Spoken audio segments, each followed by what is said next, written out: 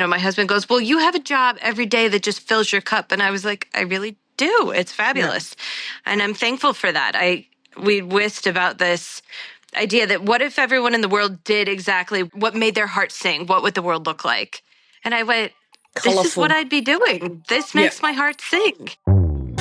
You're listening to Fussy Cutters Club podcast, a show that gives you permission to cut into the good fabric so you can make quilts you love. And now your host, who believes it's not a crime to love using novelty fabrics, Ange Wilson.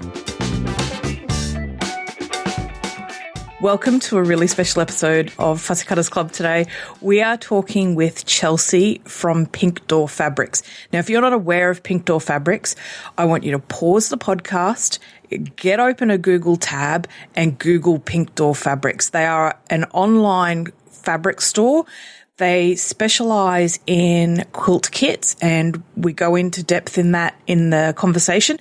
It is just a feast for your eyes. There's beautiful color, amazing prints, just a real attention to detail with mixing those prints and the kits and the options that they give people. Chelsea has been in the business. I think we worked it out for 14 years when we were speaking. We met at Quilt Market pre-COVID, and it's been an absolute pleasure to see Chelsea go from strength to strength and just pursue her dream like a cheetah after a gazelle on the African savannah. Like, she just ran it down and made it happen. And I'm really grateful that she gave up the time today to talk to us. And I hope you enjoy hearing about all the stuff that goes into being a successful fabric store and what they think about and how they put the customer first. So let's get chatting. Hey, so Chelsea. That's Hello. me. So fancy. It's great to have you here today. I know who you are, but can you tell the listeners what your elevator pitch is for who you are? There aren't many elevators in this part of the world anymore, but we'll pretend. Yep. So I'm Chelsea. I go by Camelico Hair because it was too much work to change everything over to my married name when I got married. So I'm known as both, but I started Pink Door Fabrics. We did the math the other day, and it's now been 14 years, which is sort of mind-blowing. And I literally started this in my basement because I loved Amy Butler fabric. And so I taught myself how to sew using her books. I forget what they're even called now. It's escaping me. But I taught myself to sew and thought, oh, well, that would be fun. Like, let's sell some fabrics so that I can support my fabric habit. So I started doing that, and we'll just pretend like we've entered a time warp, which is basically what the last several years have felt like. And now, 14 years later, we are 95% online. We open our stores to the public like one weekend a month, but we specialize in online, modern, bright, fun fabrics, and we ship worldwide and do a ton of blocks of the month and kitting and that sort of thing. Okay. And ribbons? Oh, thank you. And ribbons. I acquired Renaissance ribbons from Edith Mini last September. And it's kind of been a match made in heaven. She was looking to retire, and we carried her ribbons for years, and I've known her for going on a decade now. And so we now have those ribbons. It's a distinct arm from Pink Door Fabrics. So those we still have. That was started primarily as a wholesale business, and it sort of became retail during the pandemic. And so we are carrying on both of those, but it really is kind of separate and different from Pink Door Fabrics. But that's been super fun, and we have lots of new exciting things coming down the pike with that. I'm very excited because they are really good quality product. And so it's nice that as people look to retire, that they hand that the younger generation, because we are younger, get to pick up and take over that torch. And so it's really nice to see you guys have done that.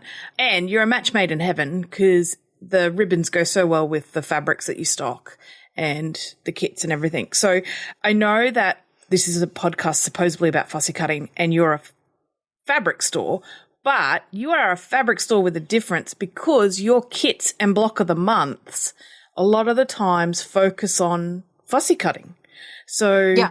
can you explain a little bit about the thought process that went behind Kits with the Difference, if that makes sense? Sure. So I told you at the beginning of this before we started recording, but I was telling my husband that I was going on your podcast today, and he's like, "Oh, how do you know her?" And I went, "Oh, well, we knew each other back when, and it's got to be 10 years now. I mean, it's been a long time. Not yet. When you started 100 Days, 100 Blocks. Oh, yeah. Yeah. 8 I mean, years. this was like, okay, 8 years, which Yeah, seems yeah. like an eternity at this point. So that was all based on Tula Pink's City Sampler book, which was fabulous. And that was really kind of what gave us our start. So when you emailed me, I was so excited because I was like, oh, this is like going back in the day for, but that was kind of where we began our kit process of you were running these 100 Days, 100 Blocks, and people wanted kits to go with that. And we carried a lot of cotton and steel back when it was cotton and steel, and tons of Tula Pink. I've always been a huge diehard Tula Pink fan. And so, same thing. We kind of knew each other back when she was, getting her start in this business and that sort of thing. And so we really started doing kits then I remember putting together like 50 different fabrics for your 100 Days, 100 Blocks sew along. And it was so much fun. And I was like, oh my God, this is really exciting. So my background's in interior design, and that was always my favorite part, is picking fabrics and upholsteries and draperies. And so now I get to do that, only they make quilts instead of curtains. I suppose you could use them as curtains too, whatever your little heart Whatever desires. floats your boat. The 100-day, that city sampler pattern was so fabulous at the time for fussy cutting that it was like, oh, well, let's find all the different things and let's find the go-withs. And, you need to have this kind of harmony and balance in these kits. And so that's kind of where we started. And then they just kept going and people liked them, which was phenomenally satisfying that they liked what we put together. And so we started doing them for Jen Kingwell patterns and projects, and it's just kind of evolved. And now my secret to tell is that I don't have time to sew anymore. It's really kind of a travesty. Like, my kids are little. By the time I'm done cutting fabric at the end of the day, I'm like, can I just sit here and stare at the TV for a little while? So it brings me a great amount of joy with these blocks of the month that, like, I get to live vicariously through all of you who are actually sewing it. And I go, hey, look, we made it. But the quilts, and I guess it reflects that core skill set that you have from your previous life. Your kits are really different to the kits that are out there because they are bright, contemporary. They're oftentimes grouped around a color gradient, not like 3 or 4 colors. You've got like rainbow is really big, and you guys do like warm and cool, and it's really lovely to see kits that aren't kind of staid and traditional, and But what's the difference, do you think, between if I order a kit, what am I going to get? So typically with us, you're getting a cutting assistant. And so that's kind of what we found. And this was an evolution over time. I can't really even at this point remember what happened yesterday, much less how that evolved. But it really became like, let's take a really complex. I remember I think you did the sew along for Jen Kingwell's Gypsy Wife. Now it's called Wanderer's Wife. Yep. Wanderer's Wife. Phenomenal pattern. And I was like, oh, hey, let's do this in De La Luna. It was the first De La Luna. And it was originally a really scrappy quilt, very, Jen Kingwell. And I thought this would be really cool because those blocks are fabulous for like fussy cutting those focal print cameos in it. And so Sandra, who's a huge part of this business, Sandra Smith, does all of our renderings and conceptualizing of, and I come to her and she's like, oh God, she's got another idea, run away. Every time I'm like, hey, what about this? She's like, here we go. But she's got this eye for color that's just amazing. And she understands my vision for it, which is phenomenal. So we really kind of play off of each other. And so it was for Gypsy Wife, Wanderer's Wife. And I was like, look, let's make those stripes that go down it look like piano keys. And so let's use like black and white stripes down below there. And so that kit had a cutting assistant, which is we took the pattern. You still have to buy the pattern, obviously. It's not that. It just shows you exactly where the fabrics that we've specified in your kit are going to go so that you can make it that way. And so that's a big difference where I don't buy a lot of kits from other shops because, Why like I would said, you? I don't have time to Yep. sew, unfortunately. I do a lot of art. So I've done a lot. I'm on like my third Queen of Diamonds now. But it's great because a lot of people say, I would have never seen it that way. And so being able to have that cutting assistant and go, okay, perfect. Now I can visualize it and see what that's going to look like. And I think what it's done is kind of taken the guesswork out of it. Without a rendering that Sandra's helped create with that, I'm a little paralyzed myself of like, well, I don't know what it's going to look like. So I don't want to just sit down and start hacking up fabric Yep. because it's expensive. It's an investment in time and all those sorts of things. So we've really tried to make it like you can enjoy the process of sewing without having to do the brain work of what if I make the wrong decision here? Yeah. And a lot of women or creatives, both men and women, are time poor in this day and age. And Oh, so for sure. to be able to go, I can buy this kit in and work from this, and I'm guaranteed to get a quilt that looks like that, and they're amazing, is a really big selling point. Like it's especially because you do a lot of EPP kits, and so hand sewing is a real investment of time. And to do something like and I can never pronounce it, but the La Paz, we all call it the shorthand La Paz. That's It's a La lot. Paz. Yeah. That's a lot of hours. And so to be able to get this cutting assistant that goes, that piece goes here and there and there, and you can confidently go out and do it is just groundbreaking. I think it's amazing.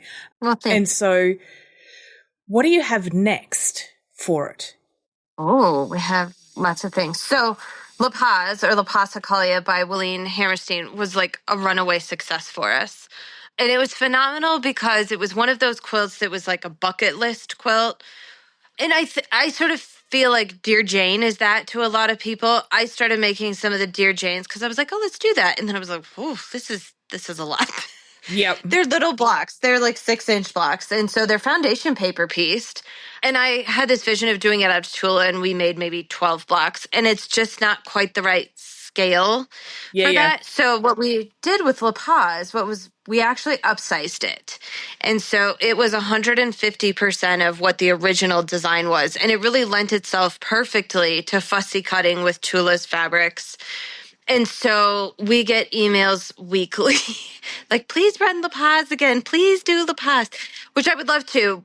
But we've done Smitten twice and La Paz once. And I sort of feel like let's do something new. So Willeen has come out with a brand new book. I don't know that it's even published yet.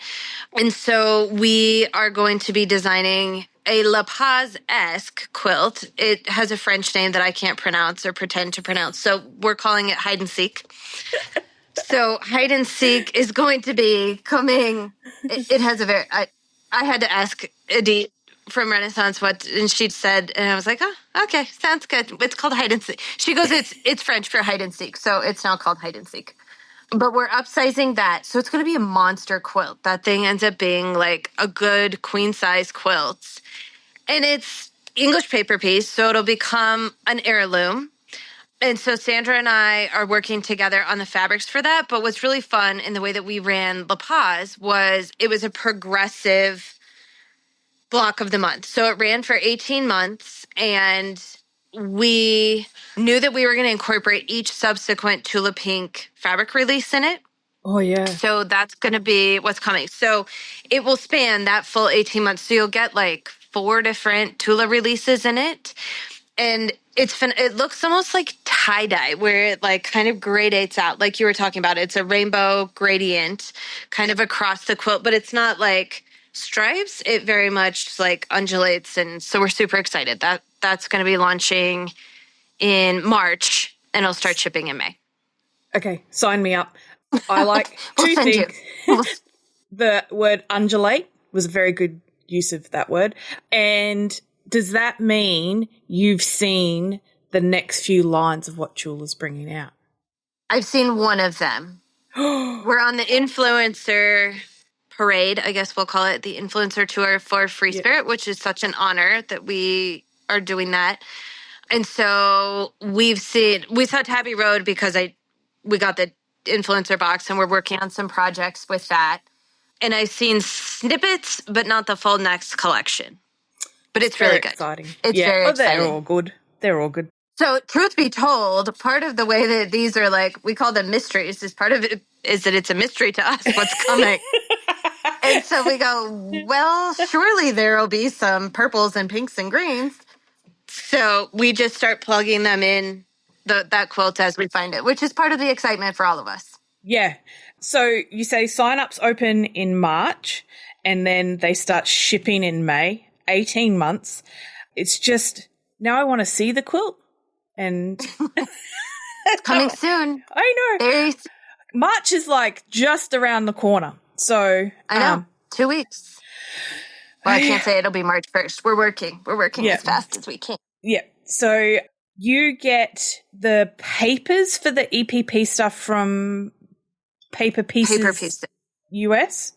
Yep. I say US, but I don't think there's any other Paper Pieces, but that's their handle on Instagram. Oh, interesting. I guess I never realized. It's just Paper Pieces. So they're good quality paper pieces, and then so the kit comes with the pieces. Does the kit come with thread?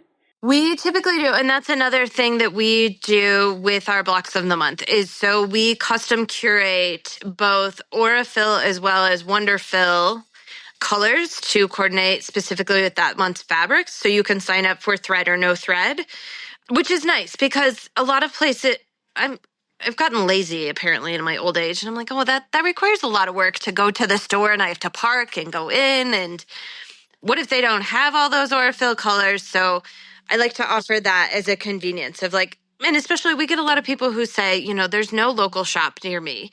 Or even if there is, they don't carry the thread. So it's a nice convenience of like, okay, you get your little package and you have everything you need to open up and start sewing.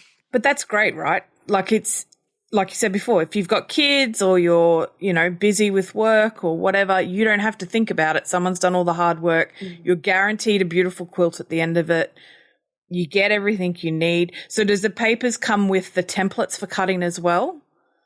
They will. So you can choose whether you want the acrylics or not. Jess with Paper Pieces and I have really sort of teamed up.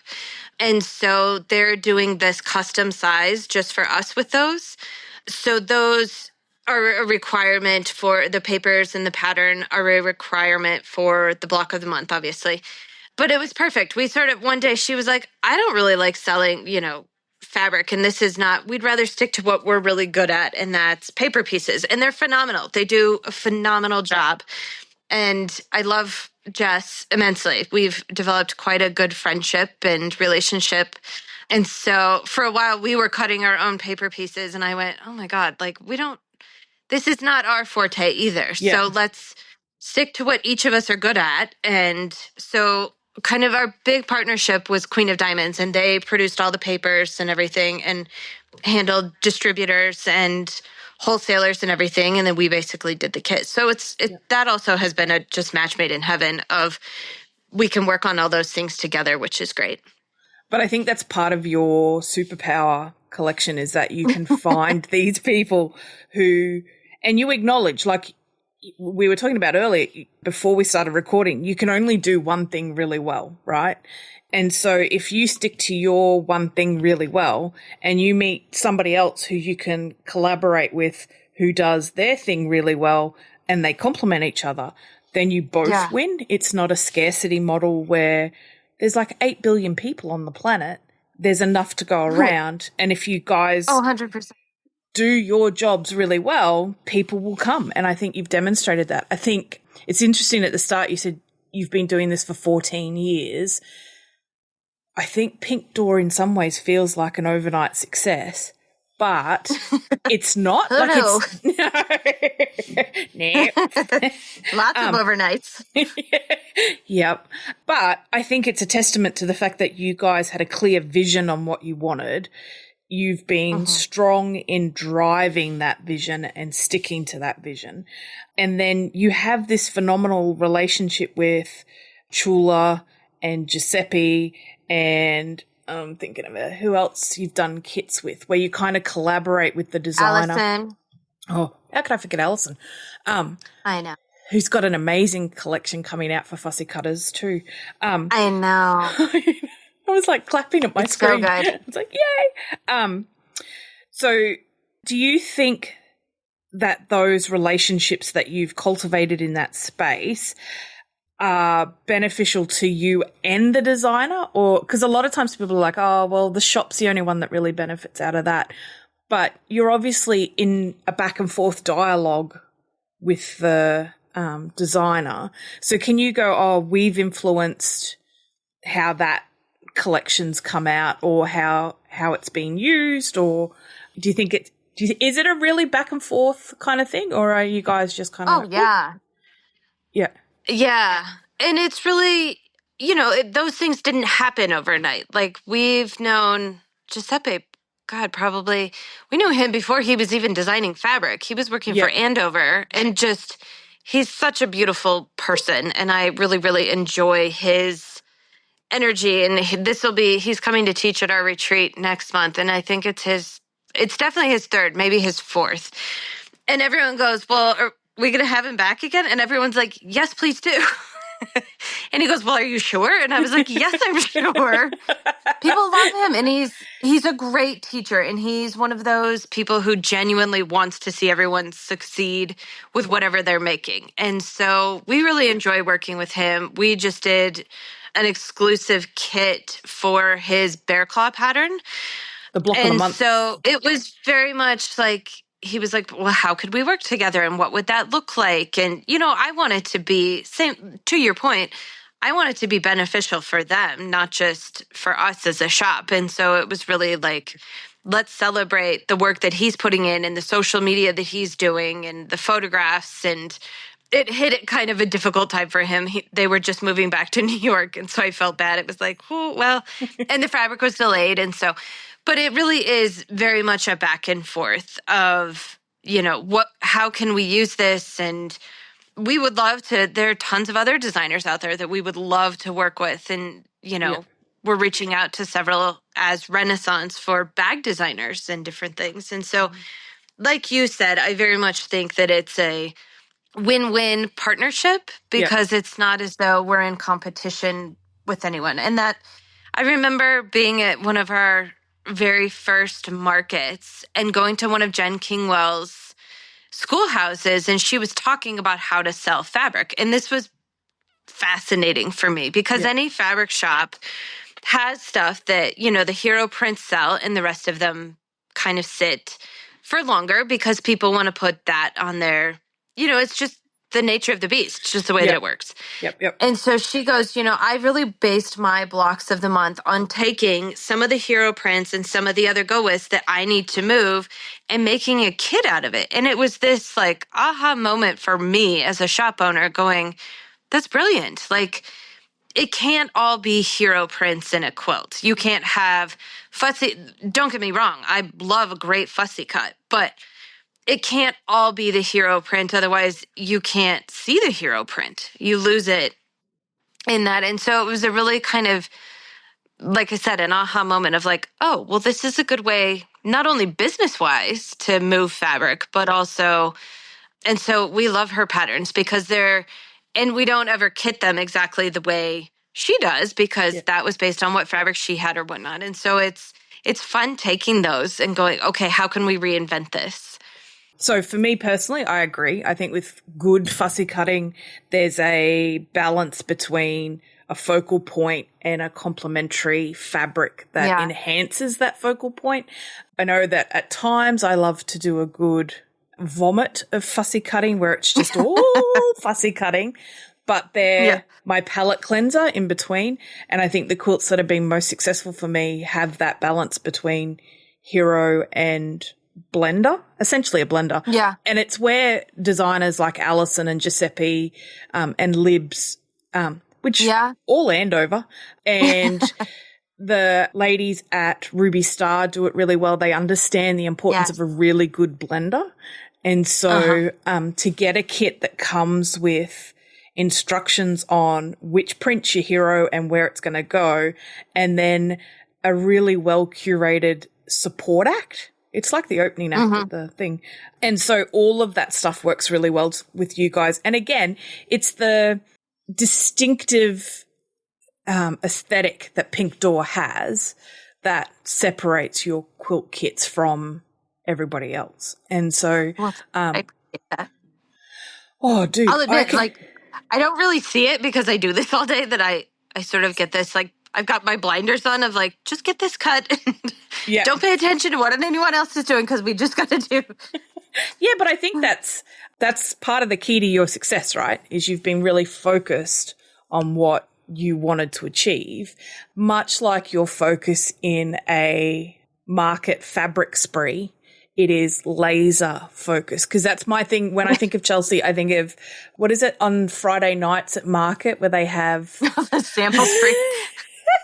You were like, I need this, this, and this. And you're like, okay. Good luck. Yeah.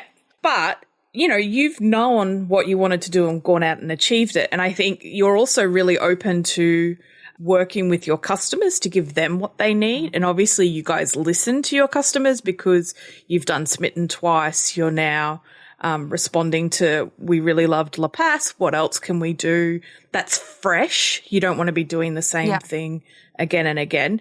Now, you said before you don't have time to sew. So do you have what we in our house call a stunt sewist who sews your shop samples? Yes, I do. And they're amazing. So one of our gals, Christine, sews a lot of samples for us. She's doing a lot of bags. And then Diane, who works for me, she basically just works shop days and does samples. And she's been sewing for years. She owned a shop of her own years ago. And she's very much like old school taught. And so it's great for me to see her and the way that she does things. We're starting to feature some of her like tips and tricks on Instagram. And it was funny today. Hers was like, use the good fabric. Use your favorite fabric right now. Don't save it, which I'm a little guilty of. I was like, oh, well, I got hordes and hordes of Tula that I have these grandiose plans for, but I have no time to execute them. So I English paper piece now. That's what I do. I haven't sat down. I won't even admit how long it's been since I sat down at a machine because there's just not time. My kids are 3.5 and 7.5, and life's busy. After the pandemic, we were joking just the other day about I took a 2-day maternity leave after he was born in July of 2020, and we haven't stopped since. So I appreciate it. I'm phenomenally humbled and just so grateful for the support of everyone for this shop. I mean, there's not a day that goes by that I'm like, you know, my husband goes, well, you have a job every day that just fills your cup. And I was like, I really do. It's fabulous. Yeah. And I'm thankful for that. We whisked about this idea that what if everyone in the world did exactly what made their heart sing? What would the world look like? And I went, this is what I'd be doing. This makes my heart sing. So that's really exciting to me. I forget, I've taken a tangent there. Oh, sewing. So yes, I English paper piece because I can pick it up and do a couple of seams and I don't have to be sitting in a machine and turning it on. That somehow that feels now like, oh, it's upstairs. My sewing room needs I'm like, maybe I should see if somebody will just come help me organize this because I don't know where to start. Yep. So I English paper piece a lot now. Yeah. And so you touched on it before. You've just started a series on Instagram where you're sharing tips and tricks from the PDF gals team. And we have 2 males. Yeah, so they're not all gals. No, the team. So that's going to help, obviously, answer a lot of questions and share a lot of advice. But it also makes the team feel more. Like when you went, oh, Diane, I was like, oh, I know Diane. I've seen Diane. I know. I know her. Yeah, totes. We're like this. Yeah.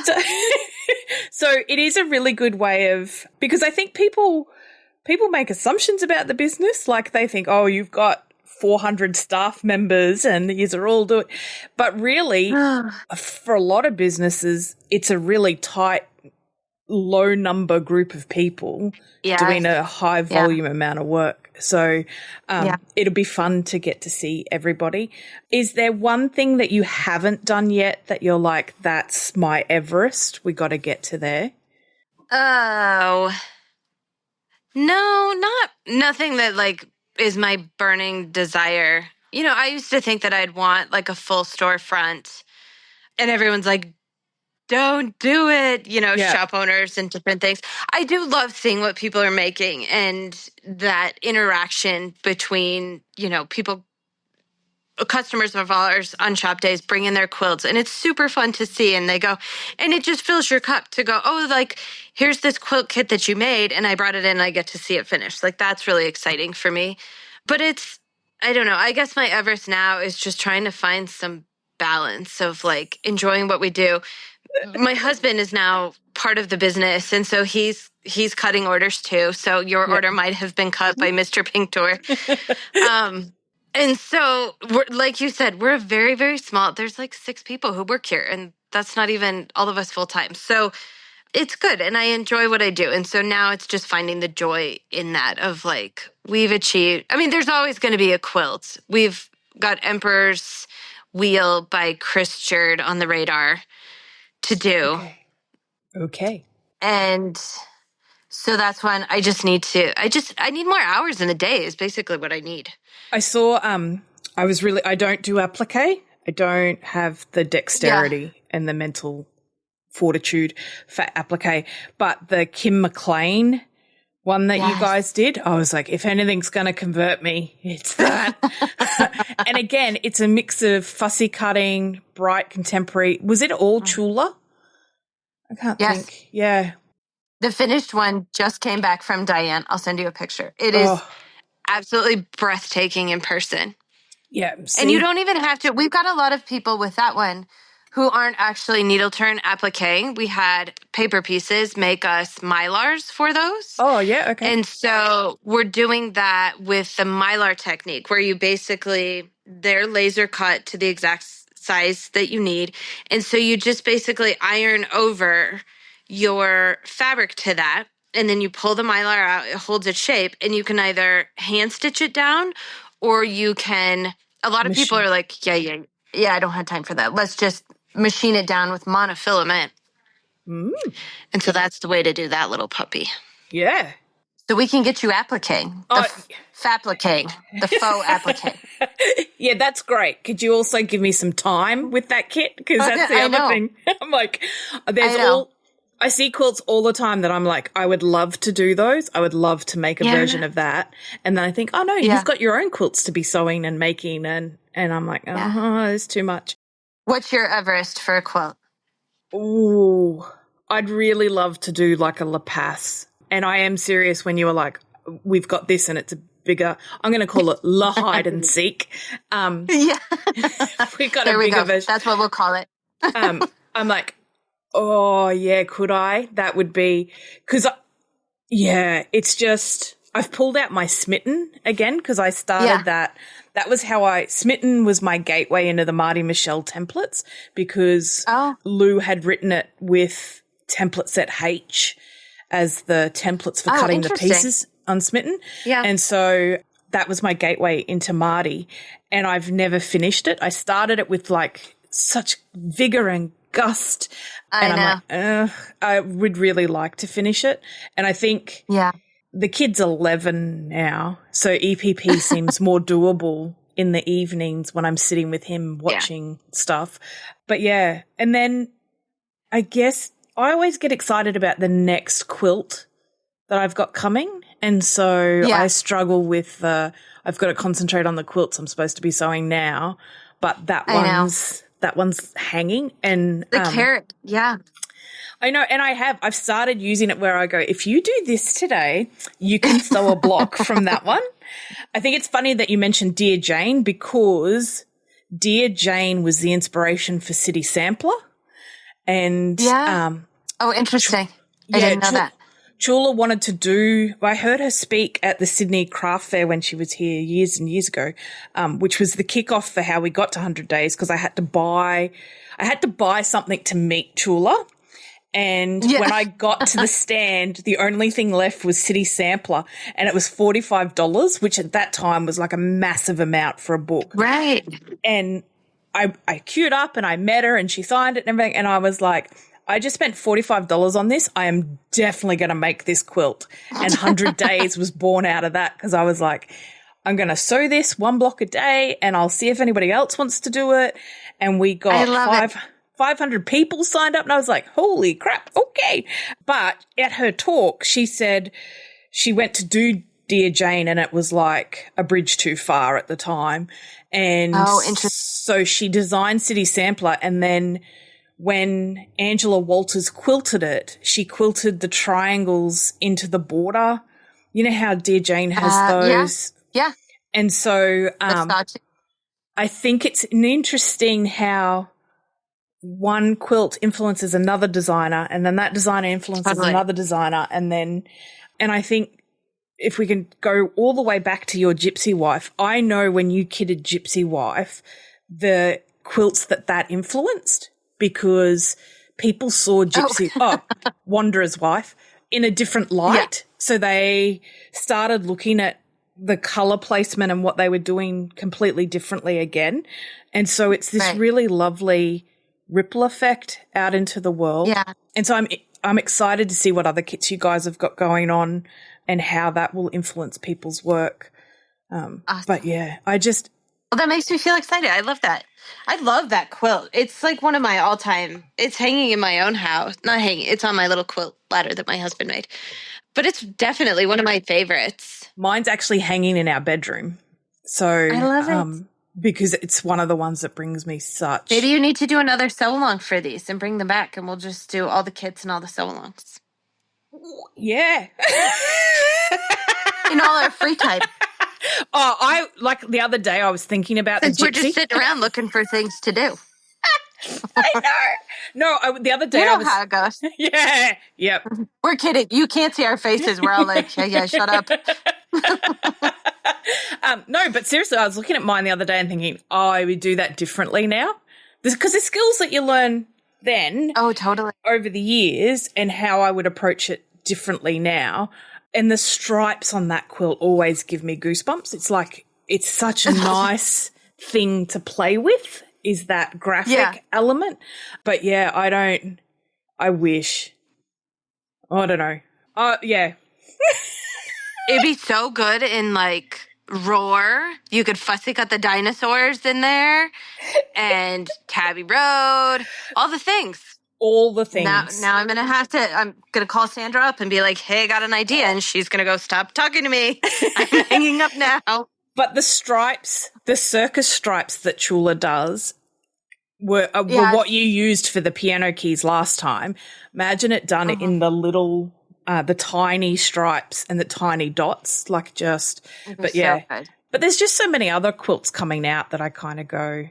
I feel like there was kind of a lull, though, during the pandemic. I think everyone was just like, I don't know, not that it's a time anyone wants to remember, but I feel like we kind of hit a like creative lull during that time where like the fabric wasn't super exciting coming out and just not up to what it used to be. Do you know what I mean? And like these big monumental quilt patterns just weren't really coming out. Yeah, but and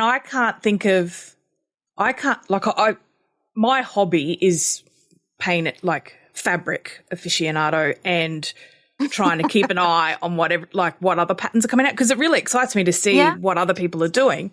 And I can't off the top of my head, you know how there's like patterns that's, if you were going to do like a museum curation of patterns, you'd have like Swoon. Swoon was a massive one. Yes. And then you'd have like Wanderer's Wife, and you'd have then Meadowland from... That's what I was just about to say. Then came June, Meadowland. And then you would have like Dear Jane, La Paz. La Paz, yeah. Like there's iconic quilts that everyone sort of went, that's what I'm going to do. I can't think of a quilt that's come out Meadowland was probably the last quilt that had a real kind of everyone's got to make this. Oh, isn't that interesting? Yeah, it's interesting. Yeah. See, And now you know what you need to do. yeah, we've got to Just cook. get to work designing the next be-all, end-all pattern of the day. Well, I'm hoping. The butterfly. Well, Tula redid the butterfly. Yeah, yeah. The butterfly is very much that way. Yeah, so much so she bought it back. Like, you know it's good I know. when she's like, all right, I'll re-release it. We've got one coming up in September. The sew-along for it kicks off in September called 99 Problems. And it's I love it. I know, I got 99 problems, but a block ain't one. And it's I love it. 6 inches, 12 inches, and 24. Oh, And fabulous. yeah, so we're trying to give them enough space to play with like big ass prints in the 24s. That's perfect. And then the smaller sort of stuff in the 6s. But yeah, we called it 99 Problems because when I got to the end, I sent it to the graphic designer who we've worked with for a few years. And she was like, I'm up to block 99. Where's 100? And I'm like, what do you mean? And she's like, you've only got 99 blocks here. And I'm like, what? And then like a day later, she goes, don't worry, don't panic. You've got the same block in here twice. It legit took me 3 days to realize that didn't give me an extra block. That was still 99 blocks. I just had to redesign one. So we fixed it. But I'm like, what kind of dork designs a 100-block sampler with 99? Well, then it's different. See, you put your own unique spin on it. Yeah. That's all you needed. I can't math. That's what my spin is. That's her. But yes. So, that's what we say all day. This mathing is hard. Oh, it's hard. Do you wish you could see your maths teacher from high school and kind of go, you were right, man. Geometry, it's everywhere. What? Damn it, you were right. My husband I was going to use that later in life. We joke, we're like, yeah, all those multiplication tables all of a sudden are coming in pretty handy. Yeah. Well, worse for us because we're metric, so I had to learn imperial. So, oh, you're right. And now God. I'm like really proficient in imperial, still really suck at metric, but my husband has a degree in math. And every so often I'll get him to I get him to come down. I'll be like, can you help me? I'm trying to work this out. And he's like, nah, give it to somebody else. And I'm like, okay, thank you. Yeah. But yeah, I mean, they're the joys of our jobs. But yes. So yeah, you've got big things coming. Are you going to do bag block of the months or kits? Do you do bag kits? We are. We're actually, so Renaissance does, coincidentally, and this is part of what sold me on it. I was like, okay, good, we can do that. I know how to do those. They do, or we do, not they, now it's we do a Tula Pink kit club. So it incorporates the best of both worlds. So it's the Tula Pink ribbon and webbing and also the Tula Pink fabric. Yep. And so we've really worked really closely recently since I've taken over Renaissance with Tula as well as Free Spirit to let's get these fabric and ribbons coming out at the same time because it's very much that you want those to go together. And so it's been fun. It's been a little stressful because we're like trying to play catch up a little bit because as you know, like we saw fabric that's going to be shipping in, April in September. Yeah. October? One of those months. It's like 6 months.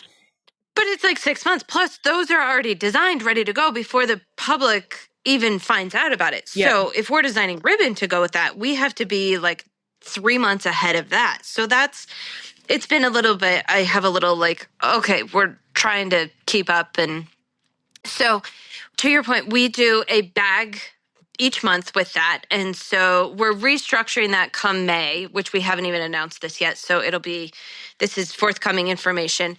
We're basically going to alternate. And so it features Annie, lots of by Annie bags because she's the bag making queen, icon status for the bag making community. And then they also do some like noodle head patterns and Anila Hui's. Yep. And so we're going to be reinventing that program come May. So it's going to basically alternate between like a big bag 1 month and a smaller bag the next month. And so it'll be 2 different subscriptions for that. But it'll be great because the ribbon, we've now got those coming out with the fabrics. In fact, the raw ribbon's already here. We beat the fabric, which I was like, we win. Yes. You should start a tally, like a board somewhere. See how often We you can did do it. it. Yep. So that's super exciting. So we're designing new ribbons to come out with each of those fabric collections. I talked Tula into doing ribbon for Tabby Road, which those samples just went out to her yesterday. So we're still waiting to see if those are approved or not, but that's super exciting. So those will start to come out. And so we're working with newer bag designers. We're going to be working with So Sweetness. And then we're also talking to Center Street Quilts about some of her bags. So I'm excited. And we're realizing that a lot of the people in that membership club are sewing them as gifts and different things, and less so for themselves all the time. Because how many bags? I mean, I don't think there's a limit on how many bags you really need. I think that's the up there quintessential with bag needing. how many quilts do you need? And quite frankly, more. You just always need more. Yeah. So that's exciting. So that's going to be coming, and we're sort of relaunching that to be one big, one small. That way, depending on your skill level or your time commitment availability, then we can kind of structure that to your needs. That's very cool. So it's basically a bag of the month club. Yeah, which is great. Yeah. And so I'm going to put you on the spot. My final question. If you could only shop from one designer for the rest of your life, who would you pick? And I think I know, but who would you pick? I'd have to pick Tula Pink. Yeah. It's like I knew her when it was, people were like, what are these animals in the fabric? And it was funny because the very first market that I went to, I started all online. And I remember just being like the scourge of the universe. These women who owned shops, and men, but these people who owned shops just thought that we were like the black sheep of the quilting world. That how dare you be online and they're stealing our business. And I was sort of like, well, there are plenty of people that are not going to shop online for me that will shop all day long in person from you. And so it's an interesting thing that it's kind of come full circle to that of like, wow. But you were at one of those markets. Which one did we meet at? Was it Kansas City? No, it was Houston. And it was J-Lo was there and Hillary Clinton was there and the World Series was there. Oh, that's right. It was such a nightmare downtown. Was it 2017? I think. Yeah, maybe. Yeah. I think I went 2015, 2017, 2019 or 2008. Yeah. But I do miss the days, and we talk about this, of like we really got to see the heyday of Quilt Market where the booths were just unbelievable. And I'll never forget, like, I have a soft spot for nautical, and I love Sarah Jane fabric. It's a shame that, like, some of my favorite fabrics ever, I mean, I will hold them until I should sew with them, but I don't have time.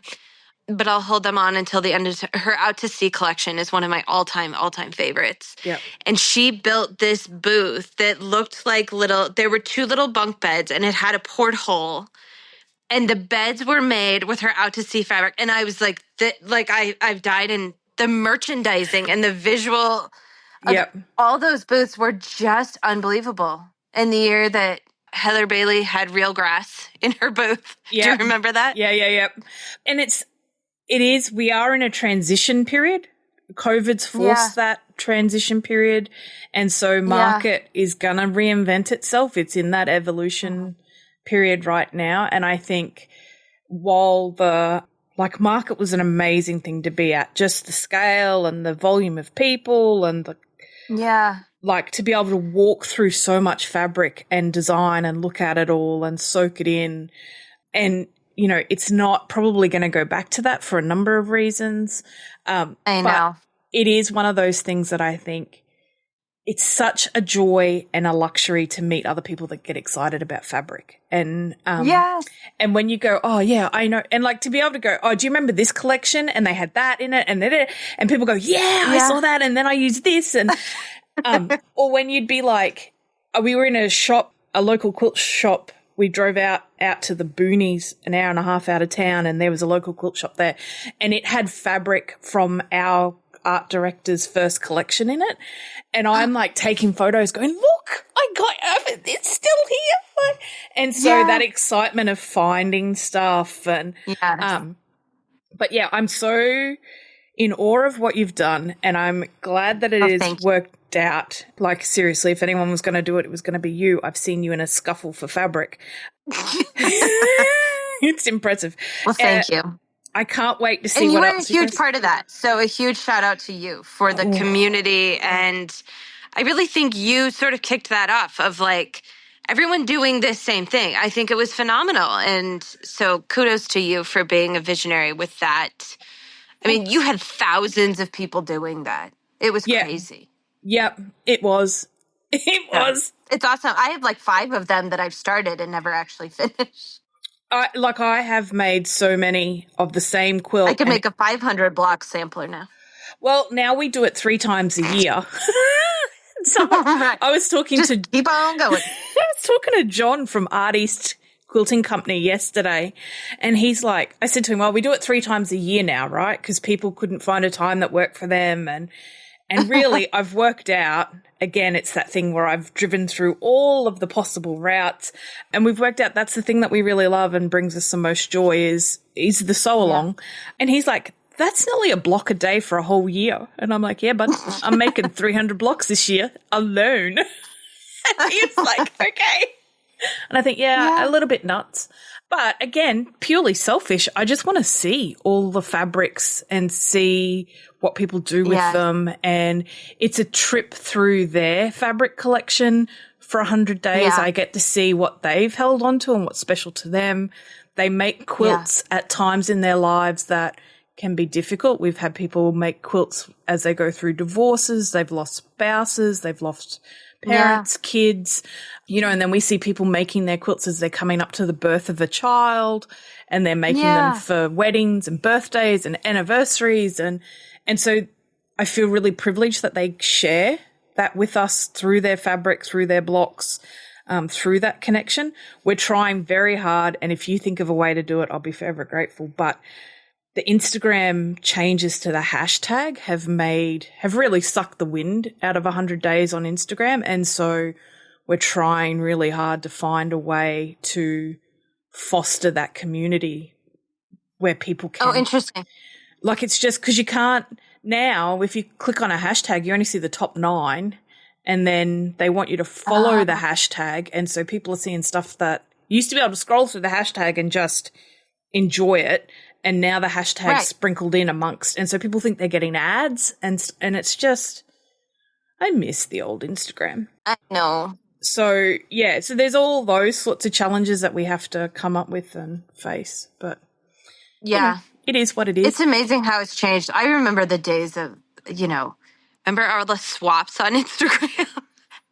Yes. It's just funny to think about. And you think of like all those people who were so prevalent in that. And you're like, I wonder where they are now.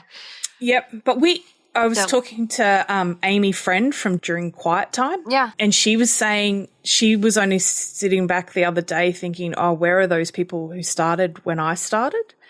And I think, it is it's a marathon, not a sprint. And I feel for the women who are being fed the 6-figure income propaganda at the moment around, you can do it in your spare time and you can be making 6 figures and look at all of this stuff that's so well curated and put together and you can do it and it's not hard. And I think it's a staying game. It's hard. It will dig up all sorts of emotional stuff that you are not prepared for, It's 14 years in the making, right? Like, it's not an Lots overnight. of blood, sweat, and tears. No. Lots of tears. No, and anyone who did make it overnight, I go, but did you? Like, because you really have to love it. It's not easy.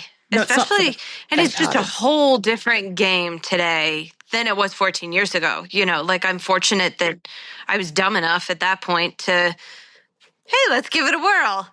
So why not?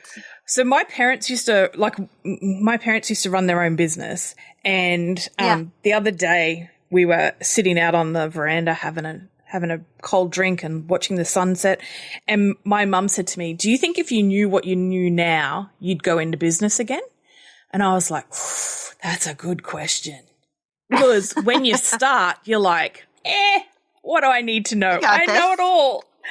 And then, you know, over the years, you learn different things and you realize your weaknesses and where there's gaps, and you realize your strengths and all of those sorts of things. And it becomes, you think of all the work and the hours and all of that sort of thing. And I think, would I do it all again? Probably.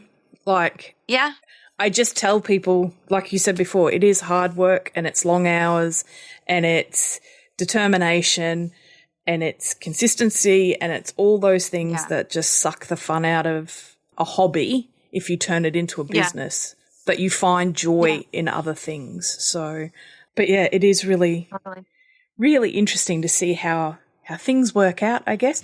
And just, do you have a pink door? We do. We do. And as a matter of fact, in our new space, we have 2 pink barn doors. Yep. I wasn't allowed to paint my front door pink because building. The building owner was like, yeah, sorry, we're not doing that. And so in our new space, we've designed a really fabulous pink checkout counter that I'm so excited about. I look forward to seeing that on Instagram. I'll send you photos. Yeah. Yeah, we'll be posting it on Instagram. It's being erected and constructed as we speak, which is super exciting. I picked out the paint color like an hour ago. So all right. It's fun because I get to meld both my worlds of like all the things that I used to, things I do now. So. And your store looks amazing, and I think it's because you paid attention to light. So your store is very much bathed in light. And so... Yes, we got really, really lucky with this place. We get phenomenal light. Yep. And we have like 24-foot ceilings. Yep. It's very industrial.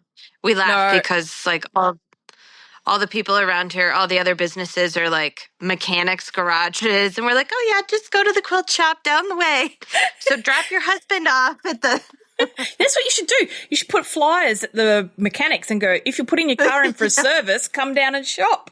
Grab a coffee. On down. Yeah. Yes. But anyway, I look forward to everything. Thank you so much for sharing your time with us today. So much. And it's been lovely. Thank you. I know. It's so fun to see your face again. So thank you for having me. I appreciate it. It's my pleasure. Thanks for listening to the Fussy Cutters podcast. Enjoyed listening? Why not subscribe so you'll never miss an episode? Did you know the quickest way to the heart of any podcaster is to leave a review or recommend the podcast to a friend? It's true. It is. Until next week, get out there and fondle that fabric.